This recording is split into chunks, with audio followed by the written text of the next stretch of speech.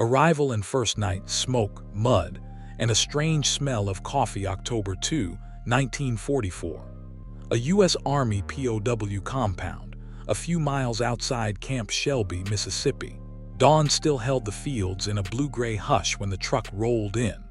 A flatbed overloaded with men in drab-gray uniforms stamped with faint iron crosses, and the creak of too old leather.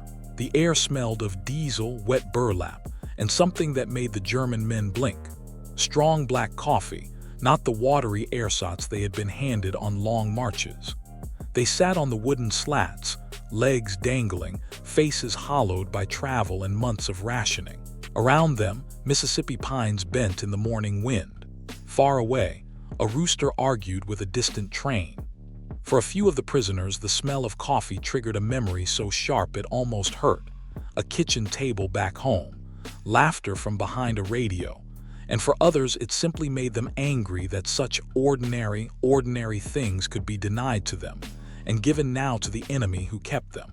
Sergeant James O'Connell of the 349th Military Police Company stood with his hands jammed into his jacket pockets, watching the column. He was 34, sunburned around the collar, with a face browned and scored by too many nights on guard duty. His Moen Garand hung from a sling across his chest, bayonet scabbard tapping his thigh as he shifted his weight. Beside him, Private First Class Thomas Ridley, barely 20, checked the manifest and the prisoner numbers on a clipboard smudged with tobacco ash. The men in the truck answered with cautious, nervous discipline when the MPS barked commands in clipped English. Off, off, single file. The prisoners filed down into the compound like men walking toward a new, uncertain sentence. At the gate, a corporal with a tin badge and tired eyes scanned faces with a brutal simplicity. Identify, register, separate officers from enlisted. Among the prisoners was Jeff Raider Carl Bauer, 26, a factory worker conscripted into the Wehrmacht 2 years earlier. His uniform pant cuffs were frayed, his boots scuffed and wet. He kept his head raised like someone who still owned his life, but his jaw was clenched so hard his molars ached. Beside him walked Lieutenant Friedrich Adler Gaunter, a man used to giving orders. His cap was in his hands, and his fingers twisted the brim as if it were a lifeline. They expected the worst, the cold, the hunger, perhaps rough treatment. What they did not expect was organization. Neat rows of wooden barracks, latrines swept clean, and an open mess hall with long tables already stacked with enamel plates and utensils. The idea that an American camp would be orderly bothered some of them. Others were too tired to judge. Officers were shown to a separate hut, a small screen between rank and the enlisted that still felt like a courtesy in a war that had stripped away courtesies. The first thing that broke their composure was the food. The mess sergeant, a barrel-chested man named Corporal Henry Wilkes, barked orders in a way that left no room for protest, but there was a grin in his voice. "Eat," he said, and the line moved. The meals that day were simple and unmistakably American. Thick slices of beef, cut and seared so the edges were caramelized, boiled potatoes with butter melting into them, boiled carrots, and a bowl of canned peaches for dessert. For the prisoners, raised on thin soups and rationed bread, the steak looked obscene. Carl held the plate as if it might snap under his fingers. Conversations were muted, the German language hushed on the barracks like a remembered song. Men glanced at each other as if to ask permission. "Can I take this? Is this allowed?" Some forked the meat with a hungry, practiced motion and let it steam in their mouths the way a man who has not eaten well might pray. A few laughed awkward little laughs that betrayed relief and guilt. That afternoon, a truck rolled in with crates stamped Red Cross, humanitarian relief. The sight of cigarettes, American Lucky Strikes and Camel packs, released a small, collective intake of breath. Cigarettes had been currency and consolation throughout the campaigns in Europe. A pack could buy a favor, a story, a memory. The guards, who had been briefed to allow humane treatment within the rules, let the men smoke in the yard under watchful eyes. The thin, papery paper of the cigarette seemed to connect them to civilian life in a way a ration or a blanket never could. By evening, a different kind of surprise arrived. A 16 projector, spools of film, and a screen hung between two posts outside the enlisted barracks. The projection team, a lieutenant from the Special Services Detachment, neatly pressed, shoes still gleaming, announced in halting German the evening's entertainment. Someone translated the title with a shrug. American comedy, everybody welcome. The film smelled faintly of kerosene and celluloid. Men who had seen little more than blackout curtains and combat orders in the last year suddenly found themselves lining up on rough benches under the stars. As the projector hummed to life, and the first frames threw a grainy, laughing world onto the makeshift screen, a hush fell across the compound. Faces softened, lines of command in the mouths of men smoothed out. Even Lieutenant Adler, who had maintained the brittle, aristocratic distance of an officer, let a smile form at the corner of his mouth, as if heat and hunger and the whole tilted world outside these fences could be suspended for 90 minutes. Outside the gate, the Mississippi night smelled of pine sap and damp earth. Inside the compound, the laughter from the film mingled with whispered German and the occasional cough. For a brief, fragile while the war seemed to be a dim postcard rather than the thing they'd been dragged through. The presence of food, cigarettes, and a movie was not simply comfort. It was dissonant evidence that the enemy could be humane, organized, and strangely generous. It unsettled them more than it appeased them. Life behind the wire, routine, rumors, and realizations. The following morning began with the sound of boots on gravel and the steady ring of a bell. The prisoners stirred from bunks lined with coarse but clean blankets, a small miracle to men who'd slept in foxholes and on frozen ground. The air was cool and damp, smelling faintly of pine and the bacon frying in the mess hall across the yard. For Karl Bauer, it was the smell that truly confused him. He could almost imagine he was home in Bavaria, except for the barbed wire glinting in the morning sun and the American sentries walking slow circles beyond it. The guards kept their distance. There was no shouting, no striking, none of the humiliation that the German army's own prison camps had meted out. Instead, there was a schedule posted on the side of the barracks in both English and German. 700 roll call, 730 breakfast, 900 work detail assignments, 1,200 lunch, 18:0 dinner, 19:30 recreation period. The word recreation drew murmurs. A few men laughed quietly. Recreation for prisoners. At roll call, the Americans counted heads with mechanical precision. Sergeant O'Connell, who had watched them arrive the night before, read from a clipboard while Ridley marked each group. A translator, an older German-American corporal named Fisher, called out instructions, his accent wavering between the two languages like a bridge between worlds. "Cooperate," Fisher said, "and life will be easier. You are not here for punishment. You are here until the war is finished." It was the first time many of the prisoners had heard anyone say it out loud, "until the war is finished." The words carried both promise and despair. The food remained the greatest surprise. Breakfasts of scrambled eggs, bread, oatmeal, and coffee were served in metal trays by American cooks who didn't seem to care who won the war, as long as everyone lined up in order. Rumor spread through the camp that POWs were fed the same rations as U.S. soldiers, a statement that felt impossible until they tasted the sugar in their coffee. "Can you believe this?" whispered Karl one morning, looking at a slice of white bread so soft it dented under his thumb. "My wife hasn't seen real flour in 2 years." Adler, sitting across the table, kept his voice measured. "It is strategy," he said. "Make us soft, make us forget." But Karl wasn't convinced.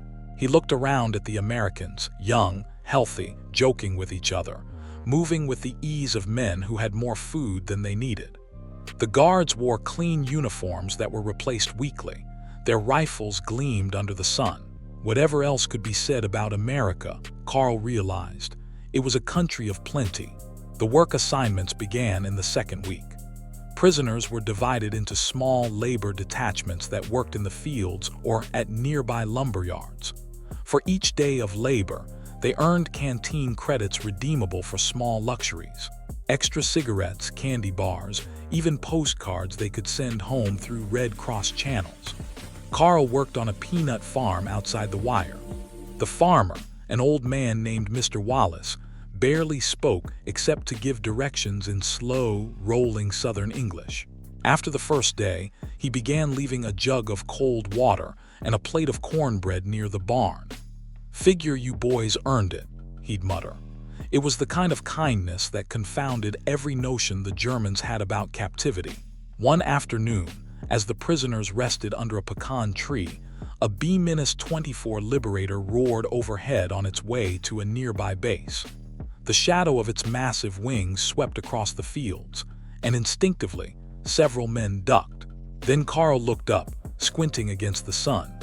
The American insignia, a blue circle with a white star, flashed on the fuselage. He thought about the contrast. That very plane might have dropped bombs on German soil weeks ago, and now the people who built it were feeding him steak and letting him watch comedies. That night in the barracks, the camp projector whirred again. This time the film was Casablanca. The guards sat at the back silent, while prisoners leaned forward captivated. When the final scene played, Rick telling Ilsa to get on the plane, a few of the men clapped, not quite sure why. In the flickering light, some eyes glistened. The irony was not lost on them. A story about freedom, love, and sacrifice, played for men who had lost all three. The camp grew quieter with routine. Men began constructing small gardens beside the barracks, shaping the soil into neat rows where onions and carrots might grow. Others carved chess pieces from wood scraps or painted murals of German countryside on the mess hall walls. Life settled into something disturbingly normal. Letters arrived sporadically through the Red Cross. Some contained news of cities destroyed, brothers missing, or families displaced. For a few, the letters stopped altogether. It was in those moments, over steaming plates of food, surrounded by guards who offered smiles instead of shouts, that the true weight of realization began to set in. Adler said it one night after lights out, his voice barely a whisper. "They've beaten us not just with weapons but with this." Carl turned on his bunk. "With what?" "With comfort," Adler said. "With humanity." And though he didn't say it aloud, Carl knew Adler was right. The American way, shock, shame, and the crumbling illusion by late autumn, the camp had become a world unto itself. A strange pocket of civility set against the backdrop of total war. The wooden fences creaked in the wind, and the pine needles carpeted the ground in bronze. For many of the prisoners, it was their first real pause since 1939. For the first time they could think, and that, more than the wire or guards, was what unsettled them most. When new arrivals came in, gaunt men from the Afrika Korps or the Italian front, they brought stories of hunger, chaos, and defeat. They expected brutality, the kind they'd been taught to deliver to others. But instead, they found themselves in a place where guards greeted them with Morgan, Fritz, and handed them blankets and hot meals. One of the newcomers, Unteroffizier Dieter Koch, stared wide-eyed at the steaming tray placed before him, mashed potatoes, peas, roast beef, and a slice of apple pie. "Is this for us?" he asked the server, a grinning American cook with rolled-up sleeves and a towel over his shoulder. "Who else you think it's for, pal?" the cook laughed.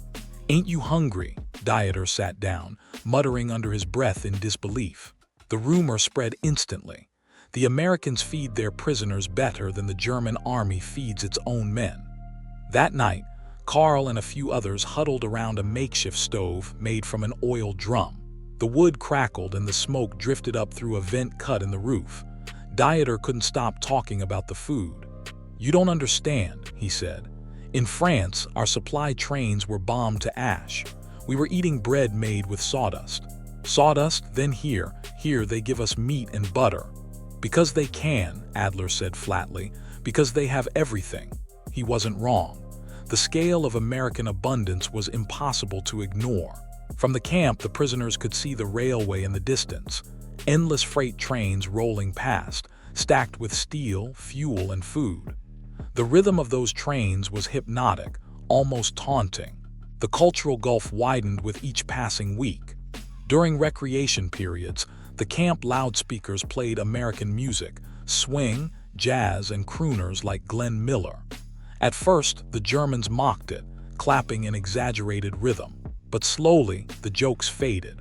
The melodies began to fill the evenings like soft ghosts of a world that was winning. Even the guards seemed confused by the imbalance. Private Ridley, now on friendly terms with some of the prisoners, occasionally slipped them extra cigarettes. "You fellas sure ain't like what we were told," he admitted one day. "They said you'd be monsters," Carl smiled weakly. "They told us the same about you." That exchange lingered in both men's minds for weeks. One morning, in early November, a Red Cross film crew arrived to document conditions. They walked through the camp with cameras, recording scenes that would later be shown to both Allied and Axis nations as proof of humane treatment. Prisoners lined up, shaved and neat, while the Americans demonstrated the orderly distribution of meals. The Germans complied not out of fear, but out of curiosity. Later, when the guards replayed the footage for inspection, the prisoners were allowed to watch. They saw themselves eating, laughing, talking, like actors in some surreal production about civility in captivity. After the film, a debate broke out among the officers. "This is propaganda," Adler insisted. "They show the world a false kindness." But another officer, Captain Mueller, shook his head. "If this is false kindness," he said quietly, "then what were we doing in Poland?" The room went silent. For the first time, someone had said it aloud, the quiet guilt that hung like a shadow over every German uniform. The realization spread like a slow fever. Every small act of decency from the Americans, a refilled coffee mug, a guard returning a dropped photograph, a mechanic showing a prisoner how to fix a generator, chipped away at the certainty that Germany's cause was noble. Carl, who had once believed in discipline above all, found himself struggling to understand. He had joined the army to protect his country, not to serve tyranny. But here, behind enemy wire, the world seemed upside down. One afternoon, while helping unload crates near the motor pool, he overheard two American MPs talking casually about the war. One mentioned that his brother worked in a factory near Detroit, making trucks so fast the brass can't count 'em. The other laughed. "We'll drown 'em in engines before they drown us in bullets." Carl froze, imagining the vastness of American industry, the railways, factories, and smokestack cities churning day and night. He pictured Germany's bombed-out plants, the shortages, the desperate orders. The contrast was unbearable. That night he lay awake in his bunk, staring at the rafters. The smell of pine and sawdust filled the air.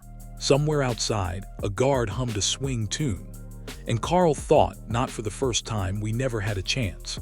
Letters home, reflections, friendship, and the quiet collapse of Faith Winter crept softly into Mississippi that year. Frost gathered on the barracks' roofs, thin and white like the dusting of snow from home. The pine woods whispered when the wind blew, and the camp dogs barked at nothing. Inside the wire, life for the German prisoners had settled into a rhythm so ordinary it sometimes frightened them. Each day began with roll call and ended with music or film, sometimes Abbott and Costello, sometimes Charlie Chaplin. The laughter these films brought was quiet but real, rising from men who'd forgotten how to laugh without caution. Between those hours they worked, wrote letters, and watched the sky. The Red Cross mail system had finally begun to flow more regularly. Each week, bundles of letters arrived, some scrawled on thin paper, some carefully written in tight German cursive. The prisoners gathered near the mess hall as names were called out. Some left smiling, clutching envelopes as if they were lifelines. Others left silent, empty-handed, faces unreadable. Carl's first letter came in early December. The handwriting was familiar, his wife Marta. Her words were filled with the exhaustion of survival. She wrote of rationing, of the air raids over Munich, of neighbors missing, and of their son, Erich, growing taller despite it all.